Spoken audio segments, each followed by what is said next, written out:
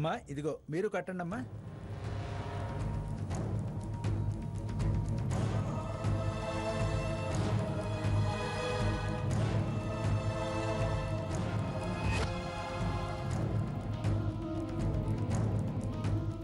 అమ్మా ముత్తైదువులు కూడా కట్టండి అమ్మా.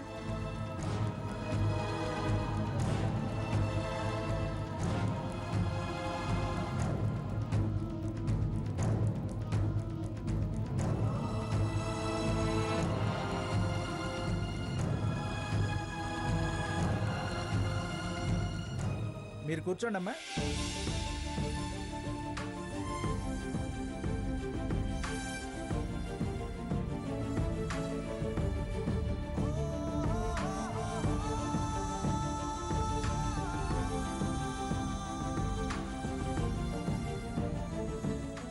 ఏం బాంధనము, సౌభాగ్య బాంధనమా? సంసారమే సట్టుబండలైతే వీళ్ళ అత్యాస కాకపోతే ఈ పూజలు గీజలు ఎందుకో. అసలైనోడు మూర్ఖుడు. ఆ సాకేతు మారాలి గాని ఈ పూజలన్నీ చేసి మాత్రం ఏం ఉపయోగం? పంతులు గారు ఇంకొక దారం ఉందండి. చివరగా వాళ్ళ అత్తింటి వాళ్ళు కట్టాలి. అందుకే కదా ఆగండి అన్నాను. ఇప్పుడు కాదమ్మా, వ్రతం పూర్తయ్యాక ఆఖరణ వాళ్ళు కట్టాలి, తను ఆశీర్వాదం తీసుకోవాలి. అలాగా? మేమెన్నడైనా చేసామా చూసామా ఈ నోము? అలాంటప్పుడు నోటికి కుట్లేసుకుని కూర్చోవచ్చు కదా.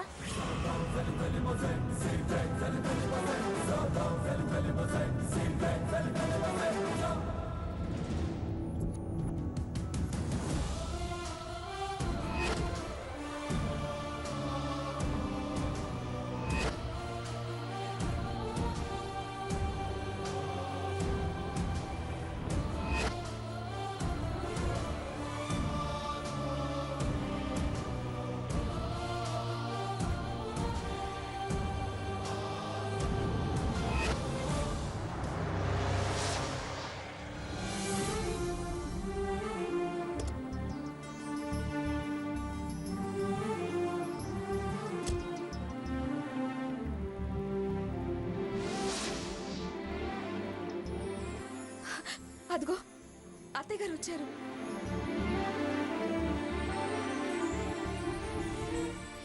అమ్మా అత్తయ్య గారు వచ్చారమ్మా.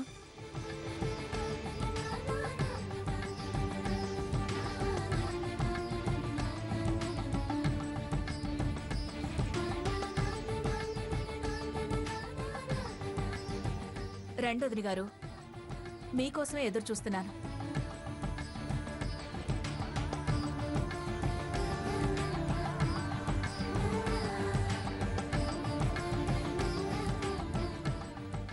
కూర్చో. అమ్మా సమయానికి వచ్చారు. అమ్మాయికి సౌభాగ్య బంధనం చేసి ఆశీర్వదిస్తే అమ్మవారికి మహానైవేద్యం పెట్టి హారతిచ్చి ఉద్వాసం చెప్తానమ్మా.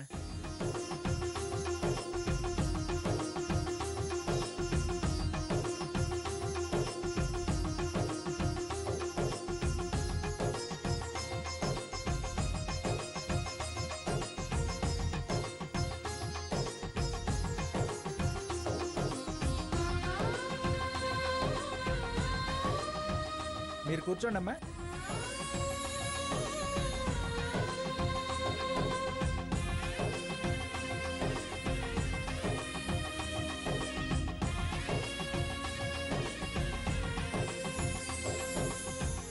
నీరాజనం సమర్పయామి. సామ్రాజ్యం చ విరాజం చ అభిశ్రీర్యాచనో గృహే లక్ష్మీరాష్ట్రస్యో ముఖే తయా మాం సృజామసి.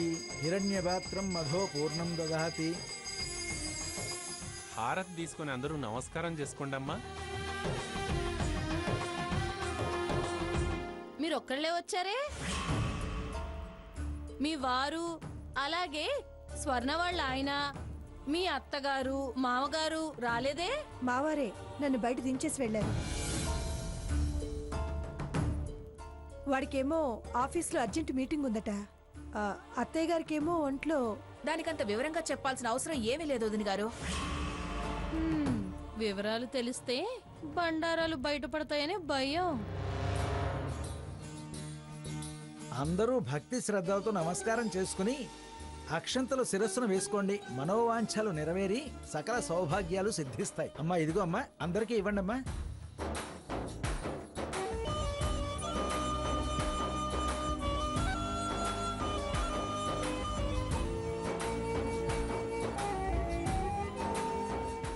అమ్మా, ఆ బంధనాలతో ఈ రోజు ఇలానే ఉండి ఒంటిపూట భోజనం చేసి రాత్రికి నేల మీద నిద్రించండి.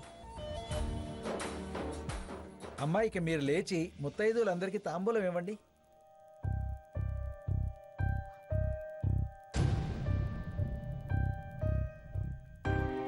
అత్తయ్య, దీర్ఘ సుమంగళి భవ, సుపుత్ర ప్రాప్తిరస్తు.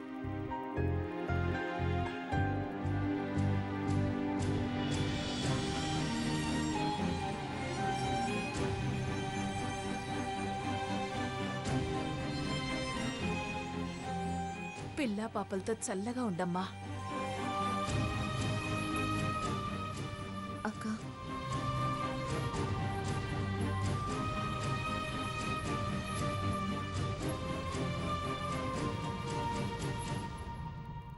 వదిన గారు, ఇక నేను వెళ్తాను. అయ్యో, ఇప్పుడే కదా వచ్చింది, అప్పుడే వెళ్తారా? భోజనాలు చేసి వెళ్దురు గాని రండి. ఈ మాట ఎప్పుడు అంటారా అని ఎదురు చూస్తున్నా. ఇందాక నుంచి దంచేస్తుంది ఆకలి. అబ్బా. వదిన గారు, ఏంటండి, భోంచేసి వెళ్ళొచ్చు కదా. వదిన గారు, నేను ఏ పరిస్థితుల్లో వచ్చానో ఎలా వచ్చానో మీకు తెలియదు. వ్రతం సవ్యంగా జరగకపోతే వాళ్ళ సంసారం కుదుటపడదని నానా తిప్పలో పడి అత్తయ్య గారు కాదన్నా మావారే పట్టుదలతో తీసుకొచ్చి ఇక్కడ దిగబెట్టి వెళ్ళారు. ఇంకా భోజనాలంటూ ఆలస్యం చేస్తే ఆవిడ అగ్నిపర్వతంలా మారి నేను వెళ్ళగానే భళ్ళులు పేలిపోతుంది. నన్ను బలవంతం చేసి తర్వాత ఇబ్బంది పడేలా చేయకండి. ఆ అమ్మవారి దయ వల్ల వాళ్ళ కాపురం మళ్ళీ గాడిలో పడి సంసారం సంతోషంగా సాగితే అప్పుడు ఎన్ని భోజనాలైనా చేయొచ్చు. దయచేసి నన్ను నా పరిస్థితిని అర్థం చేసుకోండి. వస్తాను వదిన గారు. మీరొచ్చారు, అదే దాని అదృష్టం. మరి నేను వెళ్ళొస్తానండి. అలాగే వదిన గారు.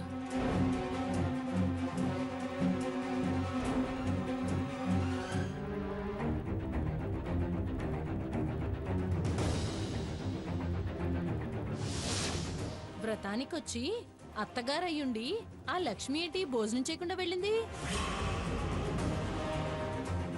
ఎందుకు నీకు తెలుసా?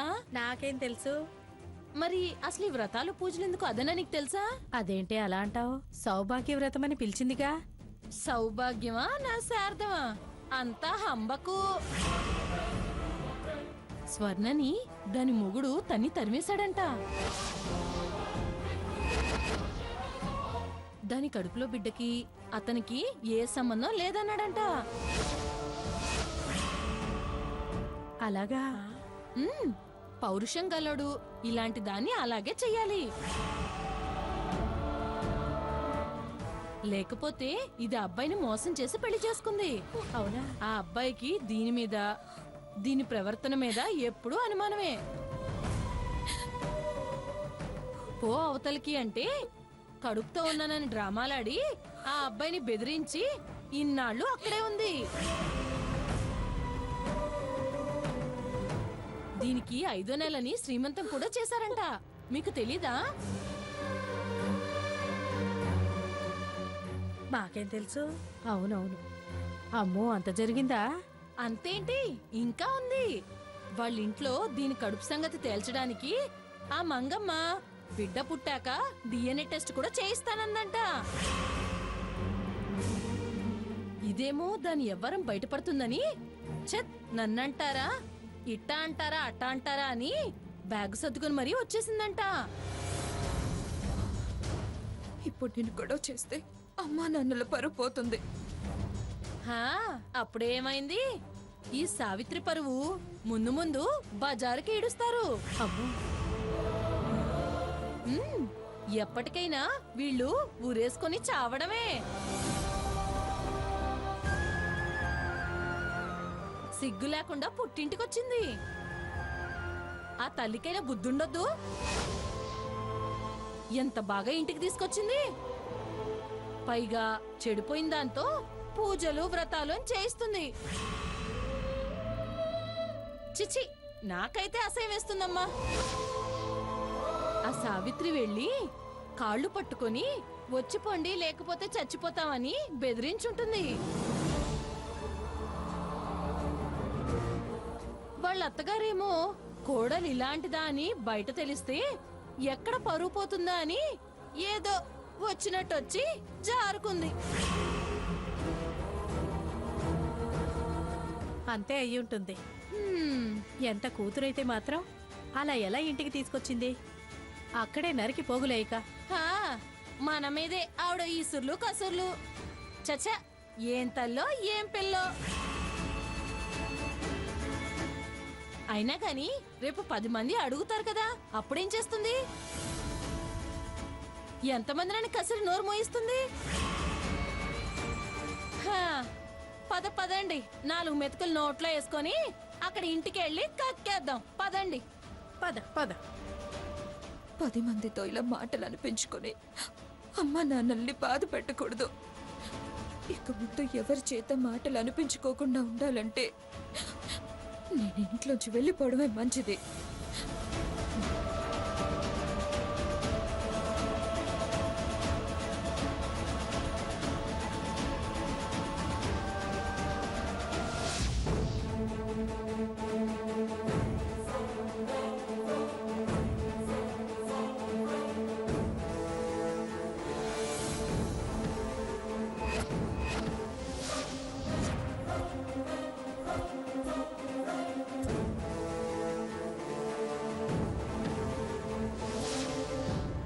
సీత, స్వప్న, ఏమండి? శకుంతల, రండమ్మా, అందరూ రండి. రాధాకృష్ణ, ఏమైంది వదినా? ఏంటి? సీత, ఏమైంది? శకుంతల, స్వర్ణ కనిపించట్లేదు.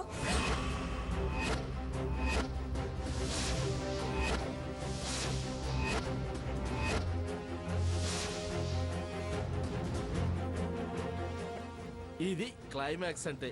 ఇప్పుడు మంచి మజా వస్తుంది. ఏమండి, స్వర్ణ కనిపించట్లేదు. అమ్మా, నువ్వేం భయపడకు. అది ఇప్పుడే కదా వెళ్ళింది. మేము వెళ్ళి తీసుకొస్తాం. నాన్న, అమ్మని జాగ్రత్తగా చూసుకోండి. రగరా పద. నేను కూడా ఫ్రెండ్ ఇంటికి ఏమైనా వెళ్ళిందేమో చూసొస్తాను. వెళ్ళు వెళ్ళు. నేను వెళ్ళి మొత్తం వెళ్ళు అంతా రాధాకృష్ణ. ఎత్తుకొస్తాను, ఆగండి. 2 నిమిషాల్లో తీసుకొచ్చేస్తా. ఏమండి? కంగారు పడకు.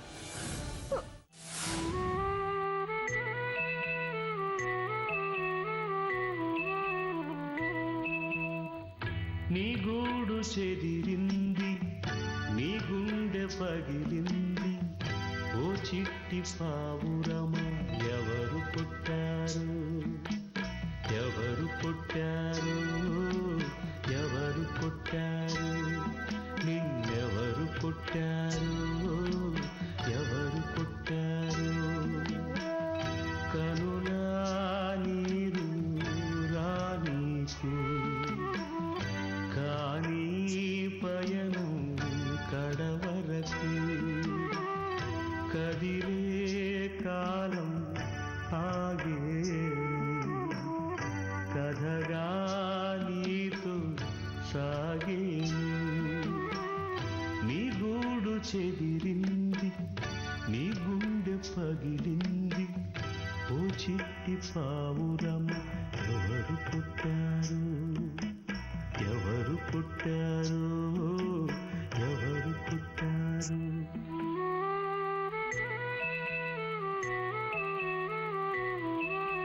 గుండె పగిలింది, ఓ చిట్టి పావురమ ఎవరు పుట్టారు, ఎవరు పుట్టారు, ఎవరు పుట్టారు.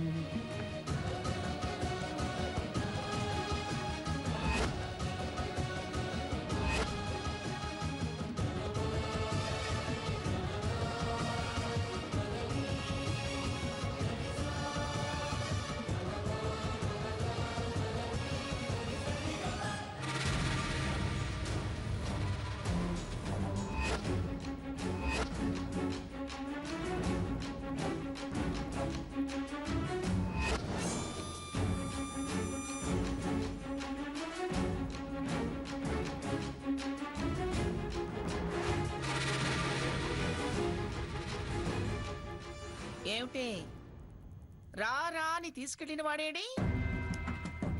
ఒంటరిగా ఒక్కదానివే ఊగులాడుతూ వచ్చావేమిటి? వాడింకా నచ్చ చెప్పే పనిలో ఉండి కోడలు కాళ్ళు పట్టుకొని అక్కడే ఉన్నాడా? నువ్వు ఆశీర్వచనాలు అందించొచ్చావా, అడ్డమైన మాటలు అనిపించుకొని వచ్చావా? ముఖాన బొట్టైనా పెట్టారా, ముఖం వచ్చేలా చివాట్లు పెట్టి పంపించారా? వాయినాలు, కట్నాలు, పెట్టుడు చీరలు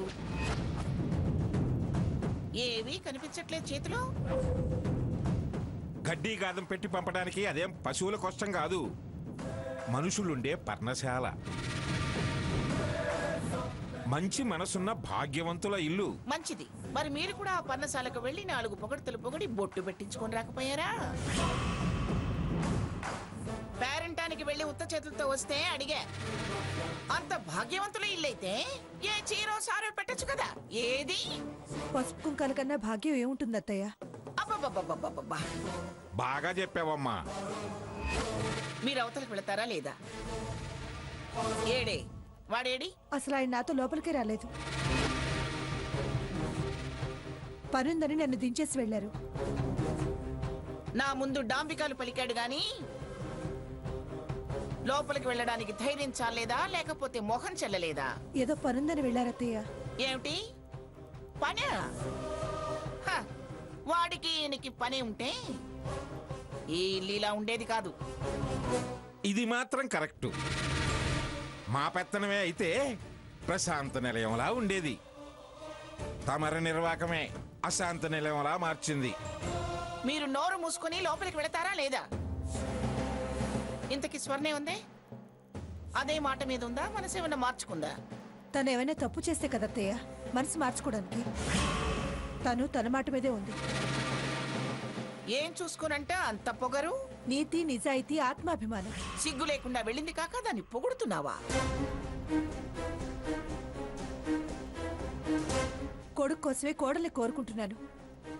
మీరు మనవడి కోసం మనుషులందరినీ కాదనుకుంటున్నారు. నేను మన అనే మనుషులందరూ కావాలనుకుంటున్నాను. అది మన మంచి కోసం. ఏమిటే నన్ను తప్పు పడుతున్నావా? తప్పు పట్టడం లేదు అత్తయ్య గారు. తప్పు చేస్తున్న వాళ్ళని సమర్థించొద్దు, సరిదిద్దమని వేడుకుంటున్నాను. అది నేను చెప్పినట్టు విని 6 నెలలు ఓపిక పట్టుంటే అంతా సర్దుకుపోయి ఉండేది. తలెగరేసి తల బిరుసుతో వెళ్ళింది. నేను నమ్మనని తెలిసి కూడా నా మీద విశ్వాసం ఉంచక అది వెళ్ళిపోతే ఎలా సరిదిద్దుతానే? వాలును బట్టి నీళ్ళలా, వీలును బట్టి మాటలు మాట్లాడకమంగా. అది నేను చెప్పినట్టు విని 6 నెలలు ఓపిక పట్టుంటే అంతా సర్దుకుపోయి ఉండేది. తలెగరేసి తల బిరుసుతో వెళ్ళింది. నేను నమ్మనని తెలిసి కూడా నా మీద విశ్వాసం ఉంచక అది వెళ్ళిపోతే ఎలా సరిదిద్దుతానే? వాలును బట్టి నీళ్ళలా, వీలును బట్టి మాటలు మాట్లాడకమంగా. అసలు నువ్వు పెట్టిన కండిషన్స్ కి రోషం ఉన్న ఏ ఆడపిల్ల కూడా ఒప్పుకోదు. ఆ విషయం ఆడదానిగా నీకు తెలుసు.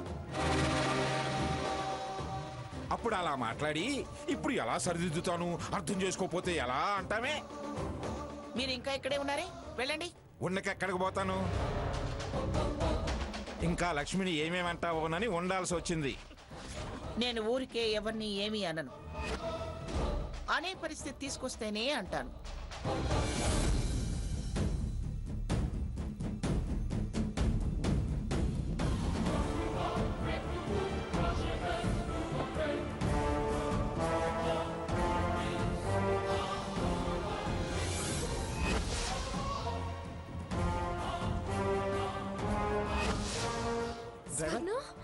డ్రైవర్ కారాపు.